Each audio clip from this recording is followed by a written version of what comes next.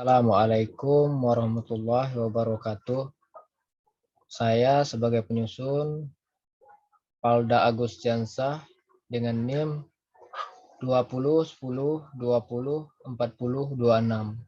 dari 3B Tadris Biologi dengan dosen pengampu yaitu Bapak Hendra Lederman, SSI, MPD. Baik, di sini saya akan menjelaskan tentang vektor pembatas. Vektor pembatas yaitu dibagi menjadi 5. Yang pertama hukum minimum Lebesgue, yang kedua hukum toleransi Saffold, yang ketiga konsep gabungan vektor, yang keempat vektor fisik sebagai vektor pembatas, yang kelima kisaran toleransi. Sebelumnya adapun pengertian vektor pembatas, yaitu vektor pembatas adalah suatu yang dapat menurunkan tingkat jumlah dan berkembang suatu ekosistem. Vektor pembatas terbagi menjadi 2, tergantung kepadatan makanan dan ruangan, tidak tergantung kepadatan iklim dan bencana alam. Adapun yang pertama hukum minimum Lebesgue, yaitu Lebesgue lebih lanjut mengatakan bahwa ketika ada kekurangan unsur tertentu, alkali menjadi sebab tumbuhnya tersebut tidak tumbuh optimal. Hal ini terjadi meskipun sudah substansi lain yang diperlukan pada habitat tumbuh tersebut ditemukan dalam jumlah banyak. Konsep ini ialah yang dikenal dengan hukum minimum Lebesgue. Yang kedua, hukum toleransi Saffold. Hukum toleransi Saffold menyatakan bahwa untuk setiap faktor lingkungan, suatu jenis organisme mampu mempunyai suatu kondisi minimum dan maksimum yang mampu diterimanya. Di antara kedua harga ekstrim tersebut merupakan kisaran toleransi dan di dalamnya terdapat sebuah kondisi yang optimum. Yang ketiga yaitu konsep gabungan vektor pembatas. Konsep vektor pembatas merupakan gabungan hukum minimum dan hukum toleransi. Kehadiran dan keberhasilan suatu ekosistem tergantung pada objektivitas vektor lingkungan, keadaan maupun yang mendekati atau melampaui batas toleransi, di mana sebagai vektor pembatas organisme di alam dikendalikan oleh yang pertama jumlah dan keanekaragaman materi untuk memenuhi kebutuhan minimum. Yang kedua, batas-batas toleransi organismenya sendiri terhadap keadaan materi tersebut. Yang kedua, adapun contohnya di darat O2 berlimpah dan cepat tersedia, maka bukan merupakan faktor pembatas sehingga dapat diabaikan. 2. Di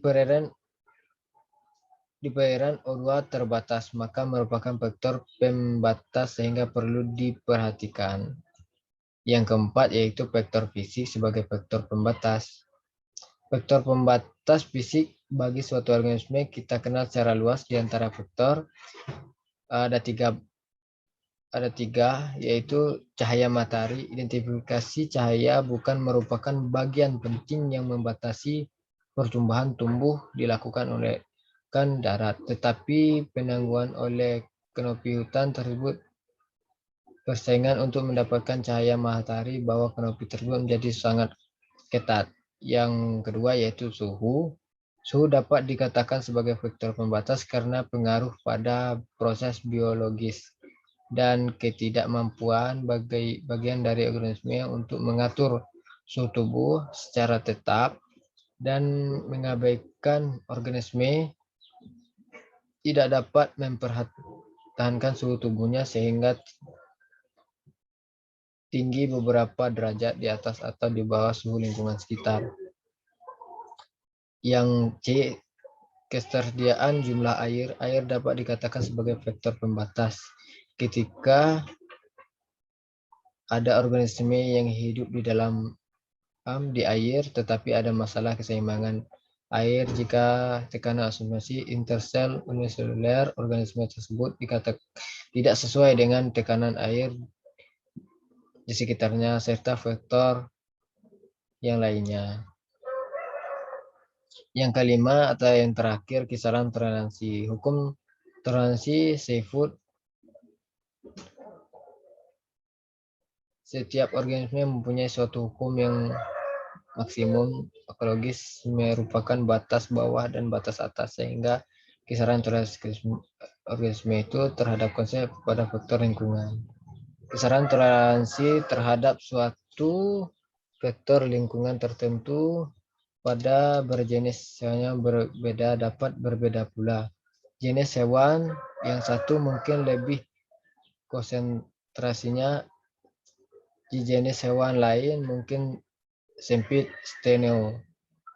Ikan mujair misalnya mempunyai kisaran toleransi yang relatif lebar dan terhadap soliditas eurehain, sedang beberapa ikan laut sempit sehingga polinya. Demikian pula hal suatu jenis hewan tertentu dapat berbeda-beda kisaran toleransinya terhadap berbagai faktor lingkungan yang membedakan, misalnya hewan itu bersifat stenodis dan oligohidris, tetapi eurythma jenis-jenis hewan kisaran toleransinya untuk banyak faktor lebar, misalnya mempunyai daerah sebesar relatif luas.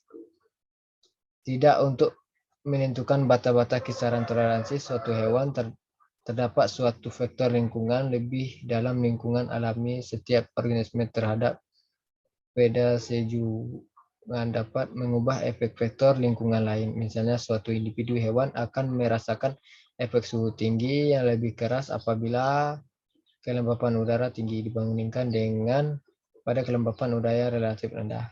Dengan kata lain, hewan lebih tahan terhadap suhu tinggi apabila udara kering dibandingkan dengan kondisi udara yang lembab.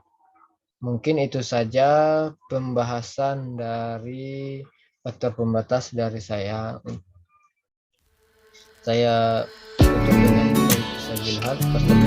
Wassalamualaikum warahmatullahi wabarakatuh.